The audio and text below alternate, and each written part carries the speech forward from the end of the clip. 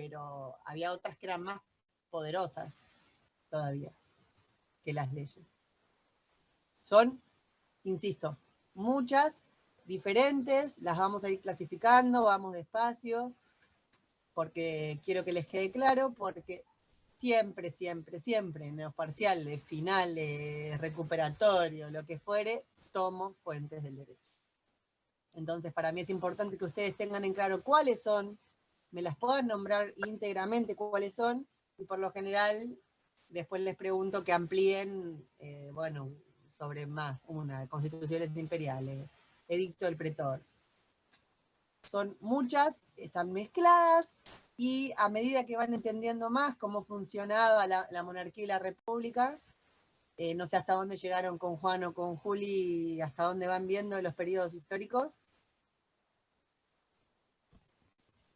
Yo los vimos todos, hasta el Imperio también. Ya vieron el Imperio bien, bueno, está buenísimo que ya sepan lo que son las magistraturas, y está buenísimo que ya tengan todos esos conceptos para entender bien ahora qué tipos de fuentes del derecho hay. Qué raro ver un alumno fumando, porque como que en la facultad está prohibido. No pasa nada, adelante, el que quiere tomar mate, fumar, lo que sea, pero... Estaba por apagar la cámara un ratito para fumar un No, pucho. no, déjala prendida, no me molesta para nada, pero era como raro porque tal cual en la facultad no se puede. Pero no hay problema. Claro, no, yo no quiero faltar el respeto, ¿viste? Déjalo prendido, no pasa nada, ningún problema. Bueno, arrancamos entonces con las fuentes y arrancamos en la época de la monarquía. Bueno, ustedes un poquito ya estuvimos conversando, yo lo que pasa es que no sé si todos son los mismos alumnos que están el lunes y los de ahora. Entonces un poco retomo.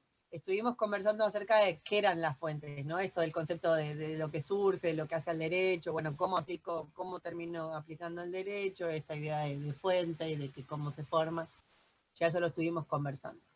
Bueno, la primer fuente del derecho que teníamos en la época romana era la costumbre.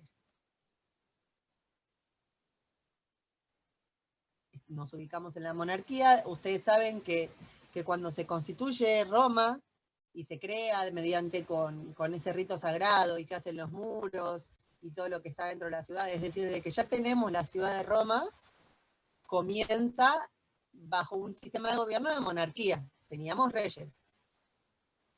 No teníamos leyes en ese Profe, momento. ¿cómo se llamaba? Las costumbres en la monarquía. Gracias. Fuentes del derecho. Primer fuente del derecho que existía era la costumbre. Y esto sí es similar a como lo vemos o como lo vimos en civil. Esto de que una costumbre es un hábito reiterado por una comunidad. En este contexto es como que se transmite costumbres, hábitos o creencias de generación a generación, y las generaciones que van siguiendo y todos esos miembros de la sociedad lo consideran como obligatorio, consideran como que esa es la conducta obligatoria. Hola, buenas tardes a los que se van sumando. Estamos en la unidad 2, en Fuente del Derecho. Estamos arrancando con la primera, que es costumbre dentro de la monarquía. Decimos entonces que las costumbres es una conducta reiterada, que va pasando de los miembros de la sociedad de generación en generación, y tiene que ser considerada obligatoria por la totalidad de la sociedad o la mayor parte de ella.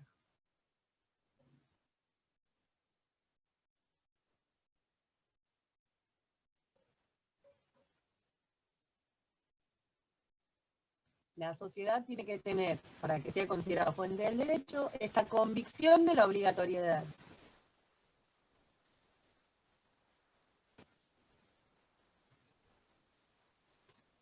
Por todo el pueblo o la mayor parte de él. Entonces dijimos, no son los hábitos simples, son esos hábitos que consideramos obligatorios.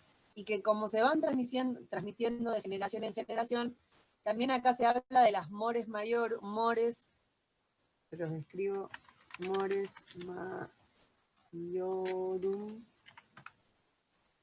que es como los hábitos de los mayores, ¿no? Porque en este caso siempre son los mayores los que van transmitiendo esas conductas y esos hábitos a las generaciones que van siguiendo.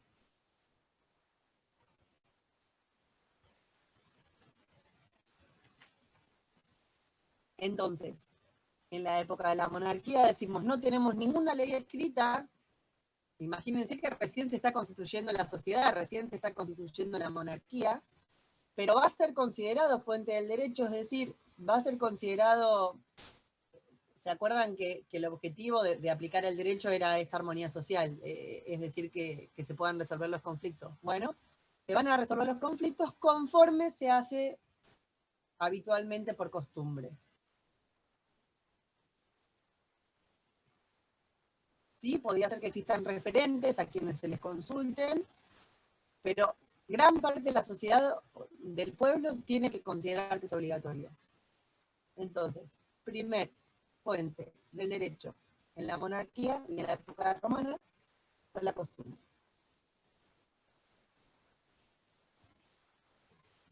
Profe, Sí, decime, Valeria. ¿puedes repetir lo último que se me cortó el audio?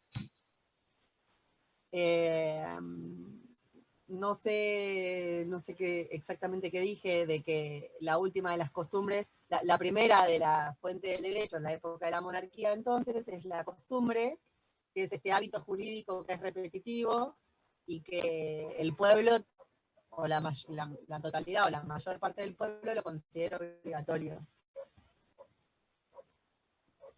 Gracias. La mayor parte del pueblo, del grupo social, lo considera obligatorio, y esa era la manera de resolver los conflictos en caso de que había, o cómo administraban, cómo hacían un contrato, cómo se dividían un terreno. Bueno, todo se basaba en las costumbres. Y acá era importante esto de las mores maiorum, que esto de las opiniones de los mayores. Con eso, y solamente con eso, se aplicaba el derecho. Con eso y solamente con eso, podíamos administrar o impartir justicia. Igual siempre estaba el rey, que con la figura del rey, ustedes se imaginarán que, bueno, daba decretos, digamos. Pero todavía no existían, todavía no se había conformado esto de que un rey pudiera dar. Hablo de las primeras épocas romanas, ¿no? La primera monarquía. Entonces lo único que teníamos eran las costumbres. ¿El modo Luego, es un deber de los mayores de enseñar las costumbres o...? claro, sí, total. Bueno, aún en la monarquía, los romanos comenzaron a exigir que se dicten leyes, es decir, que quede asentado, no que sea solo a forma de costumbre, y se los pedían a los comicios curiados. ¿Se acuerdan que estaban los comicios curiados en la monarquía, como dentro de la división de los órganos políticos? Bueno, entonces el primer tipo de leyes que existen se llamaban leyes regias. Ahí te los escribí en el chat. Leyes regias, que eran leyes sancionadas por los comicios curiados en la época de la monarquía. ¿Sería la segunda fuente? Sería la segunda fuente, exacto. La primera fuente que tenemos es la costumbre. Está buenísimo que puedan, como decir, bueno, este es el título de la fuente, esta es la segunda fuente. Leyes regias. Estas leyes regias, estas leyes que dictaban los comicios curiados, se clasificaban en dos tipos. Se los voy a escribir. La lex rogata, que sería la ley rogada,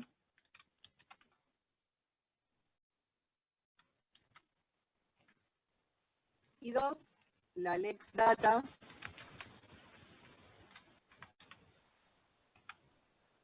que sería la ley dada.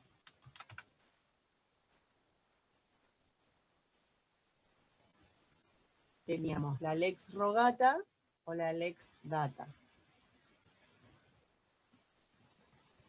La lex rogata, o la ley rogada, era una ley propuesta por el magistrado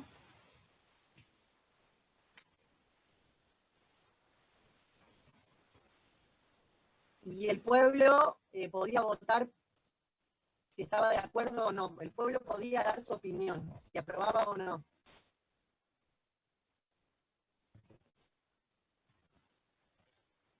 Se hablaba del contenido de la ley y se votaba por sí o por no. Por eso es como ley rogada, porque era pedida. El pueblo pedía que se dicte determinada ley.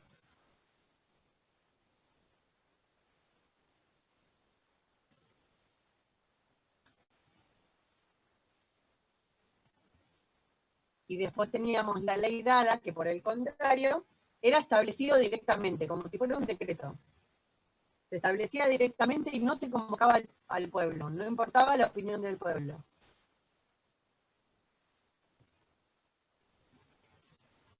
Los comicios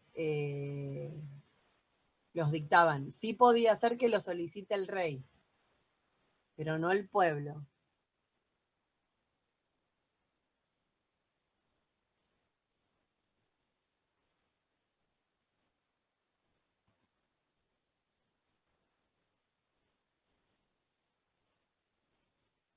Bueno, estas leyes, si bien esto de los comicios curiados, fíjense que esta lex rogata podía proponerla al pueblo o podía proponerlo a un magistrado.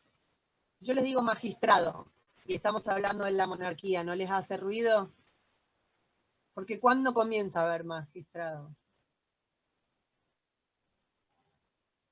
Como Catalina, muy bien. Si te activas el micrófono. En la todo vamos. República. Es recién en la República donde surgen las magistraturas. Coexisten. Ya empezamos a tener magistraturas y van a seguir existiendo las leyes regias. Por un tiempo van a seguir estando vigentes este segundo tipo de fuente de derecho, que son las leyes regias, que como dijimos, estaban dictadas por los comicios curiados. Ahora ya estamos en monarquía, en república, es decir, el sistema de gobierno ahora es administrado por magistraturas, por las diferentes magistraturas que tenemos, el poder está repartido, digamos, y se acuerdan que nosotros, una de las magistraturas que teníamos estaban los pretores. ¿Se acuerdan de haber visto los pretores? ¿Se acuerdan que los pretores administraban justicia, que serían como jueces en la actualidad? Bueno, de ahí, de ellos, de los pretores, es donde va a salir la tercer fuente del derecho, que se llaman edictos de los magistrados. Tercer fuente del derecho, ya en época de república,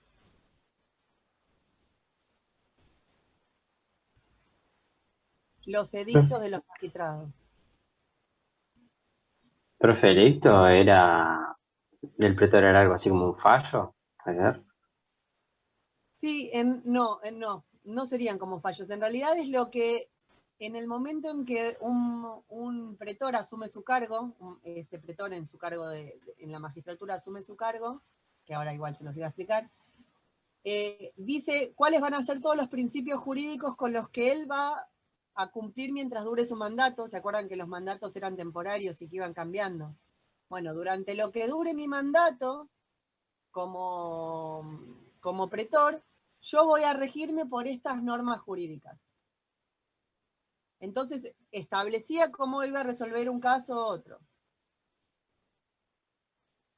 Ahora igual vamos a ver cuáles son los tipos. Es como que era de antemano. Ahora, de golpe, si tenía que resolver un caso de momento y que no estaba contemplado en su edicto, que se llamaba edicto nuevo, bueno, eso sí podría asociarse a lo que vos decís de la jurisprudencia. Pero en realidad esto sería como antes de la sentencia. Al momento de iniciar su cargo, el funcionario, el pretor, dice cuáles van a ser todas las normas jurídicas con las que va a resolver los conflictos, y entonces es un tipo de fuente del derecho. No es una ley, es un edicto de un magistrado. Viene de la magistratura de la pretura. No es ley, pero sin embargo vale como ley. Tiene fuerza de ley. Pero ven que son diferentes las fuentes del derecho en Roma que como las conocemos en la actualidad.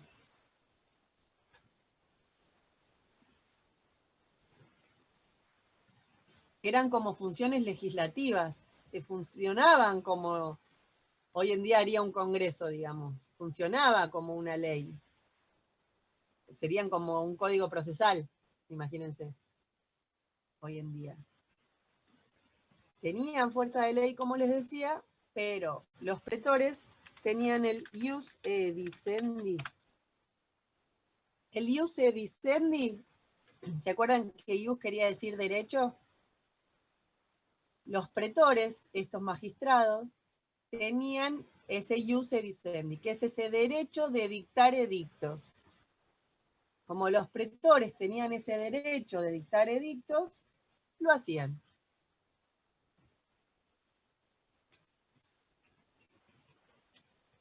Y tenemos 3 tipos de edictos diferentes.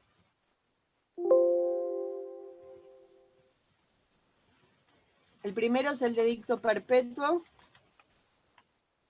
o también se lo llama anual.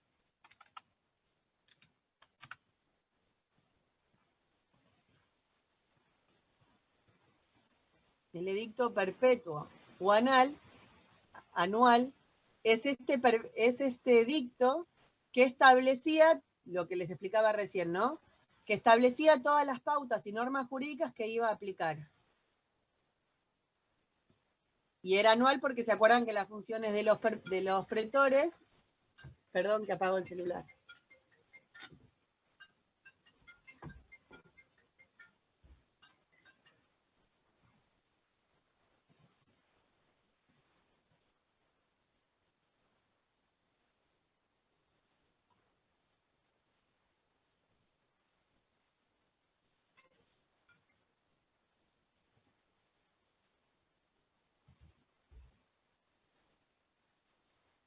Disculpen, ahí lo silencié. Bueno, el edicto perpetuo anual era era el momento de asumir su cargo, cómo establecía todas las fórmulas procesales. Ya ustedes van a ver en la bolilla 5 cómo eran los procedimientos. Era muy solemne, con muchas fórmulas, tenía que... Profe, ¿me repetís que es perpetuo? Perpetuo porque van a ser las leyes que duren perpetuamente mientras dure el cargo del pretor. Por eso se llama perpetuo. Pero no es perpetuo eterno, sino perpetuo en el ejercicio de su cargo, es decir, anual. El edicto perpetuo, ¿se entiende? Sí.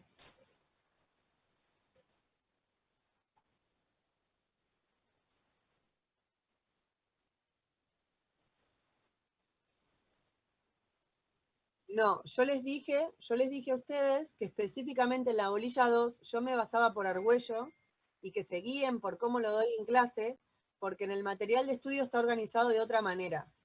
Pero les dije que organizado así, a medida que van surgiendo y por época de república, monarquía e imperio, a mí resultaba más fácil para explicárselo y para que ustedes lo entiendan. Pero está desde el manual de Argüello. Eso fue, creo que les dije que es la única bolilla donde yo modifico los textos de cátedra, digamos.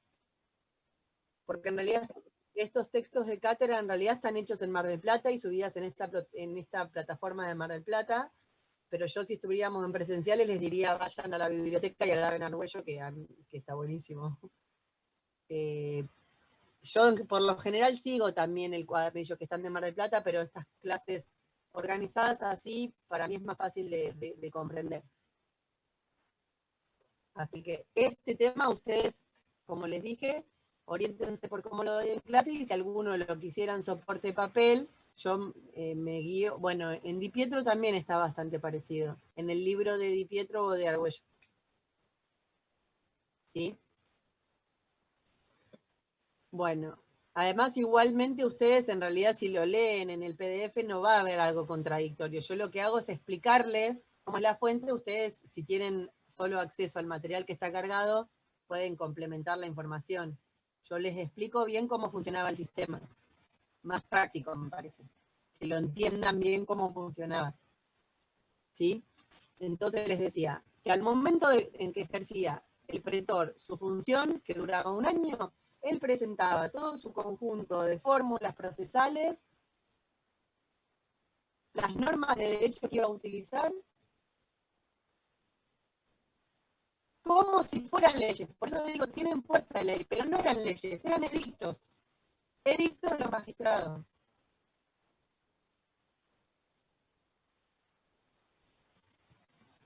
Ese es el primer tipo de edicto.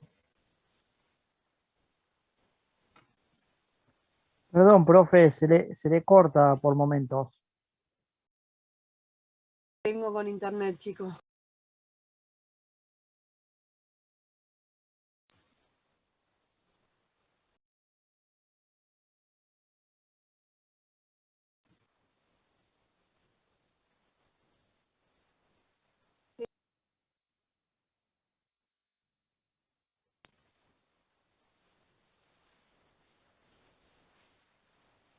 No sale el audio, profe. Sí, el tema del audio es.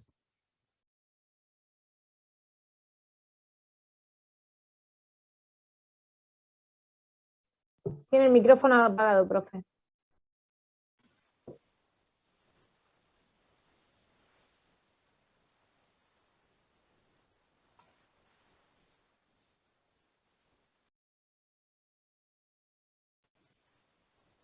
Ahí se Ahí, tiene. está, ahí se tendría que escuchar.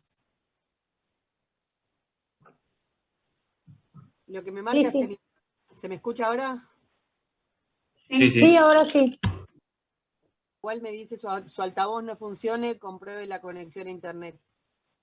Vamos a ver cuánto dura esto. Igual prometo esta semana llamar a Movistar, pero saben la muerte que llamar a Movistar. Pero sí, desde que hubo unos rayos me anda re mal. Bueno. Igual, déjenme chequear que nadie esté usando la computadora de arriba para que no me gasten los datos. Esperen un segundo. Ciro, la computadora está apagada. No manda internet. No puedo entrar. El celular tampoco. Tengan el wifi apagado, por favor.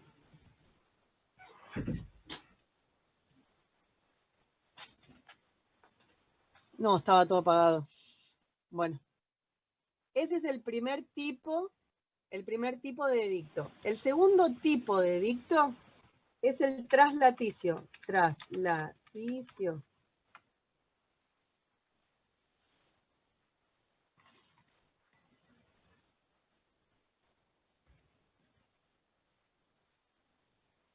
Entiendan esto. Primero se los explico y después si quieren les dicto alguna definición.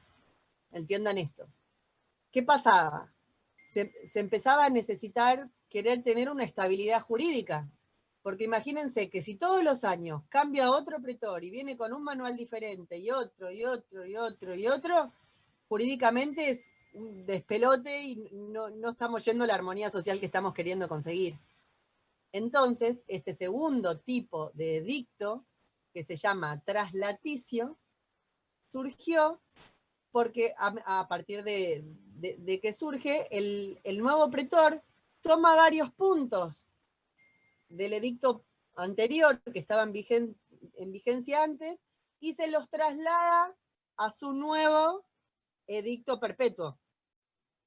Entonces, ok, yo voy a tener un nuevo edicto perpetuo porque me corresponde, tengo el ius de dicendi, y puedo decir lo que quiero que valga como ley en el ejercicio de mis funciones. Pero lo que voy a hacer es no lo voy a hacer nuevo por completo.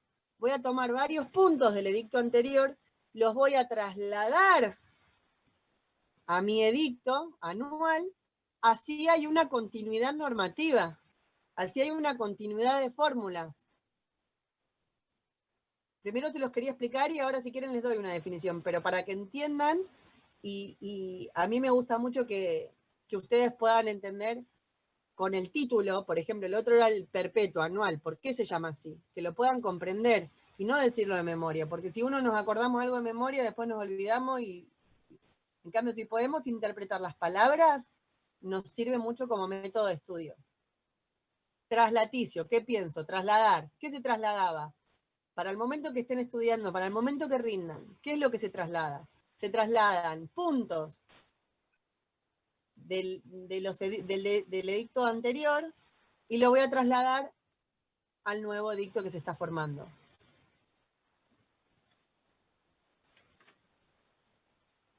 Yo, si quieren, les doy una definición. Para dar estabilidad a las normas edictales, se hizo costumbre establecer un edicto tipo que transmitía de pretor a pretor. Entonces se tomaban puntos de un edicto anterior y se los trasladaba a un edicto nuevo.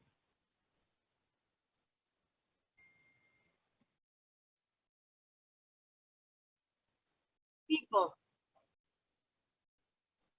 No, en realidad era un edicto tipo, como que yo lo trasladaba, podía agregar algunas cosas o hacer algunas modificaciones, pero en la esencia permanecía lo mismo.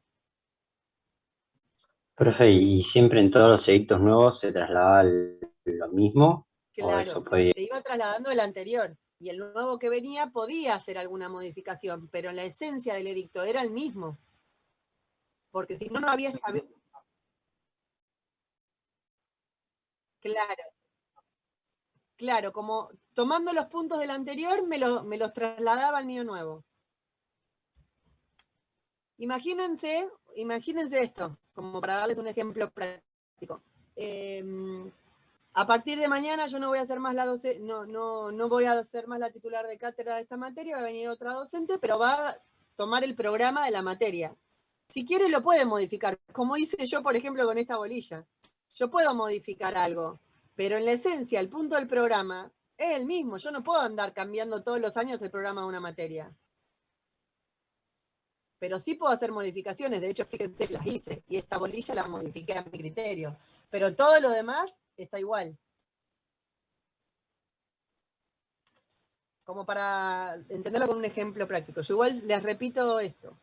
Para dar estabilidad a las normas edictales, se hizo costumbre establecer un edicto tipo que se transmitía de pretor a pretor.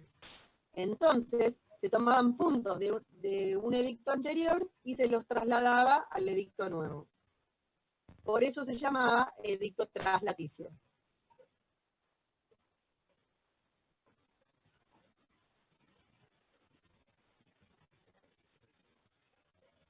Yo tengo un cartel así que dice: los recursos deficientes del sistema afectan la calidad del audio.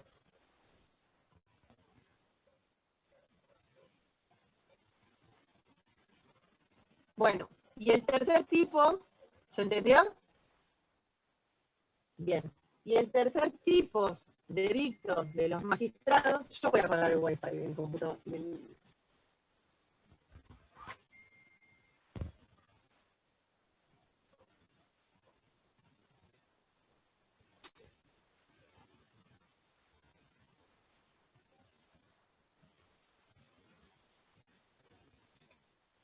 Voy a apagar el celular porque lo había silenciado y así no me usaba el wifi. El último tipo, el tercer tipo, se llama edicto repentino.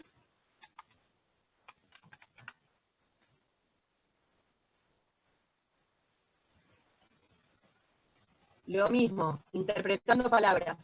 Vieron que les dije que a veces había que resolver una cuestión que no estaba contemplada en las normas jurídicas o en las fórmulas que dijo el pretor al momento de asumir su cargo. Porque era un conflicto nuevo, un conflicto repentino.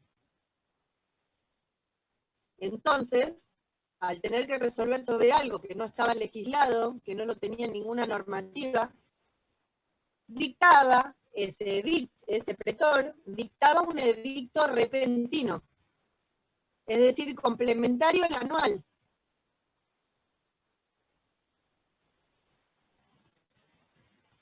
Perdón, ¿puede repetir en qué circunstancias? cuando había conflictos o cuando tenía que resolver sobre algún conflicto o alguna cuestión que no estaba contemplado en el edicto anual.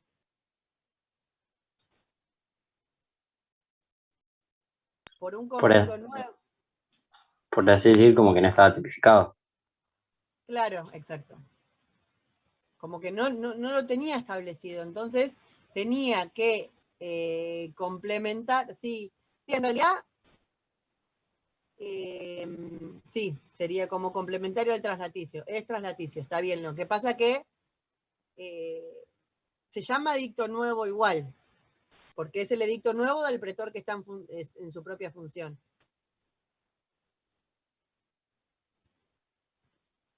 Entonces es eso, se dictaba como un edicto complementario al edicto anual que tenía vigente ante casos o situaciones de problemáticas nuevas, repentinas.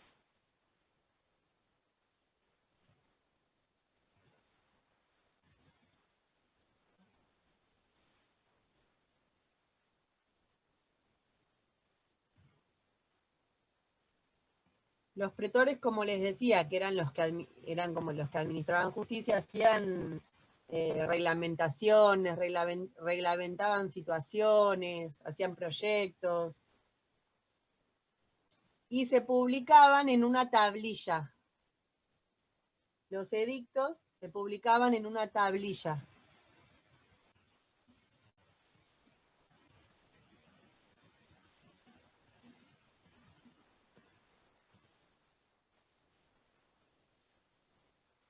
Entonces, los edictos, todos estos que estamos viendo, todas estas fuentes del derecho, la naturaleza jurídica de todo esto es que son fuentes del derecho.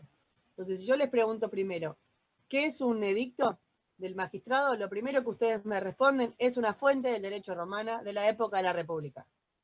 O sea, primero nos situamos dónde es. ¿Qué es? Cuando decimos la naturaleza jurídica de algo, decimos, bueno, ¿cuál es el marco? ¿De qué estamos hablando? Entonces, ¿cuál es la naturaleza jurídica? ¿Qué es un edicto de los magistrados?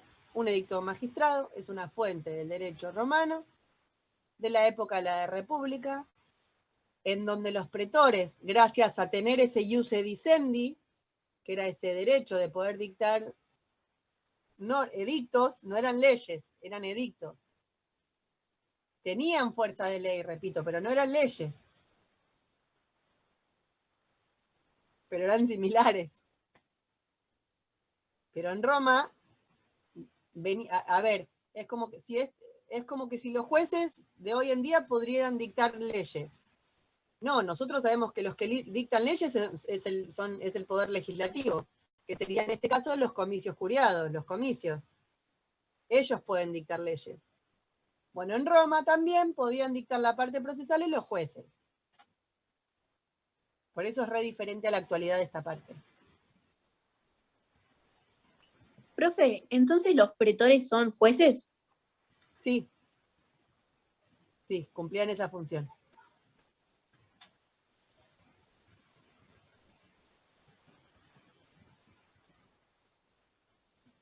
Bueno, ¿tenemos la tercera fuente del derecho adentro? Vamos a la cuarta. Cuarta fuente del derecho. Se los voy a escribir. Plebiscitos. Plebiscitos.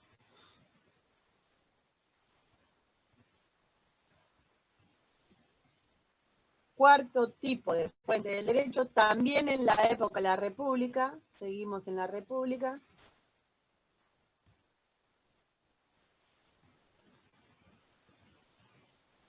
¿Se acuerdan esto de las clases sociales, de que teníamos por un lado los patricios y por el otro lado los plebeyos?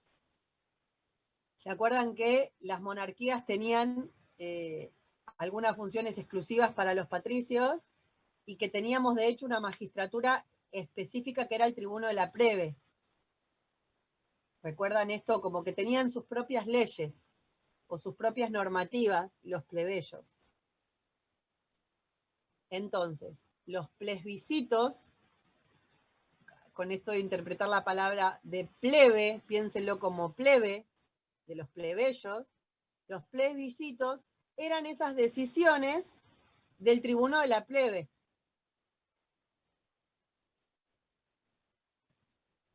Repito entonces, los plebiscitos eran las decisiones votadas por la plebe.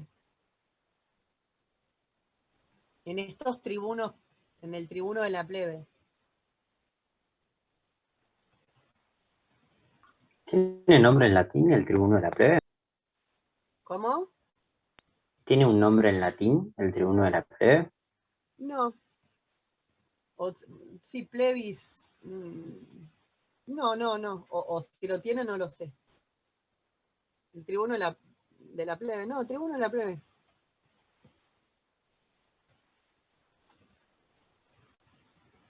Bueno.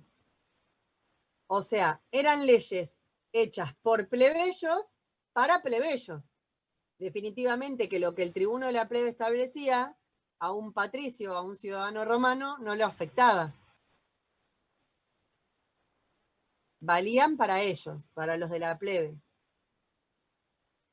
¿Pero era un tipo de fuente del derecho? Sí, claro, porque valía para un grupo de la comunidad. Era fuente de derecho.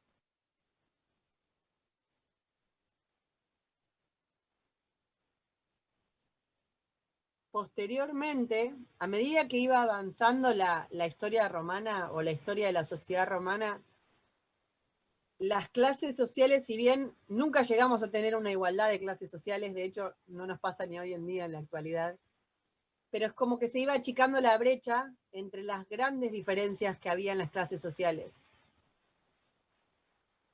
A medida que va avanzando la historia de Roma, muchas de esas diferencias de clases se van acercando. De hecho, hubo una ley que se llamaba la Lex Hortensia. Lex Hortensia, que equiparó a la ley a los plebiscitos y se los hizo obligatorio para los romanos también.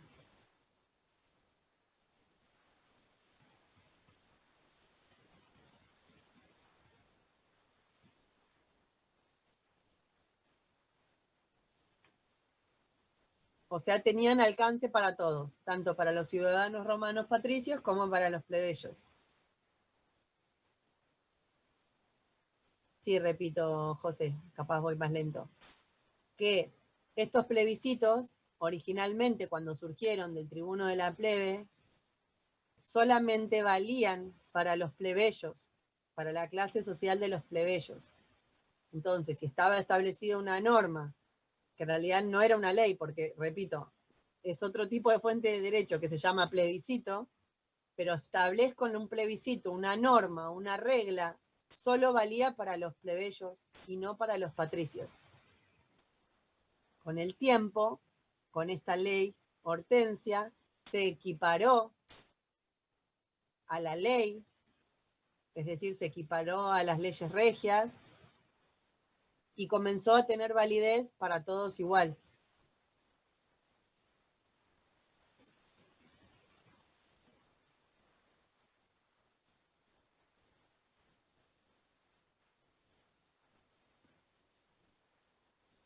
¿Entendiste, José? Sí, gracias. Bien. Entonces, ¿es una ley? No, es un tipo de fuente de derecho diferente. Llamemos a las cosas por su nombre. Tenemos costumbre, leyes regias, edictos, plebiscitos. Bien, vamos a un quinto tipo de fuente de derecho. Estamos todavía en la monarquía, en la república, chicos, o sea, son como 13 o 14. Por eso quiero que las entiendan, porque si no, se marean. Me pasó de explicárselos bien, como más o menos con frutas, para que lo terminen de entender y tomarlos en finales y que no lo entiendan. Por eso fui cambiando la metodología de explicarlo, porque si no, es un matete, son muchas y son diferentes. Bien, vamos a un quinto tipo de fuente de derecho que se llamaba jurisconsulto. Jurisconsulto.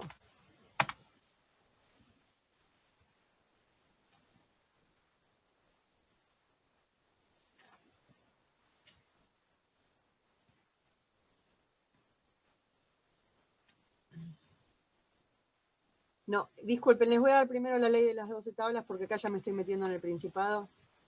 Primero vamos con la ley de las 12 tablas. Perdón. Sí.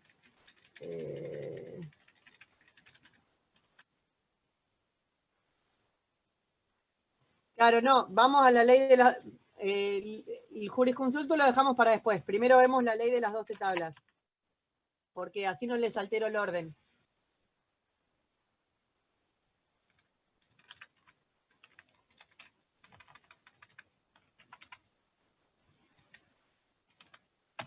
La ley de las 12 tablas.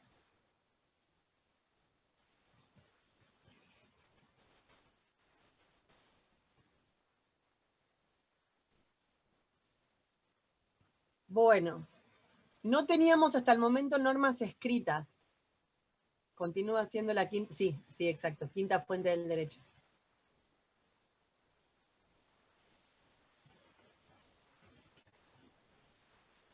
Un grupo se ordena a un grupo de juristas que vayan a investigar cómo eran las leyes en Grecia, que eran como que Grecia precedía a Roma como ciudad.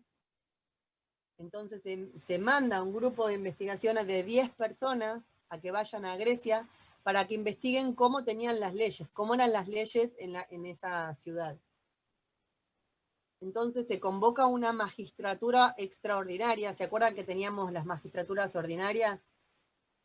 Bueno, se convocó a una magistratura extraordinaria para que mande a estos 10 juristas a investigar las leyes en Grecia. De ahí, ¿por qué? ¿Por qué esto de decir cómo estaban resolviendo? Porque seguía habiendo mucho conflicto social. ¿Por qué había tanto conflicto social? Porque al no tener las leyes escritas, al no estar públicas para todos, los patricios y los plebeyos, sobre todo se hizo a pedido de los plebeyos que insistían y suplicaban una igualdad normativa, una igualdad para los patricios y los plebeyos. Para que ellos puedan ver la igualdad, esas leyes tenían que estar públicas. Los plebeyos no podían acceder a las leyes regias que dictaban los comicios curiados, porque no estaban escritas y públicas en algún lugar. Entonces, al no conocer los derechos, al no conocer las fórmulas, vieron que les dije que era muy solemne en la parte procesales, al no conocer, no se podían defender tampoco. Si uno no, lo vemos siempre, si uno no conoce sus derechos, tampoco sabe qué reclamar. Entonces, a instancia de una solicitud de mayor igualdad de derechos, de pedido de los patricios hacia los plebeyos, para que se equiparen un poco los derechos, es que se mandan a investigar a ver cómo hacían las leyes escritas en Grecia. Bueno, cuando vuelven y se estudia, se hacen en tablas, por eso se llama ley de las 12 tablas, porque literalmente se tallan en tablas de madera,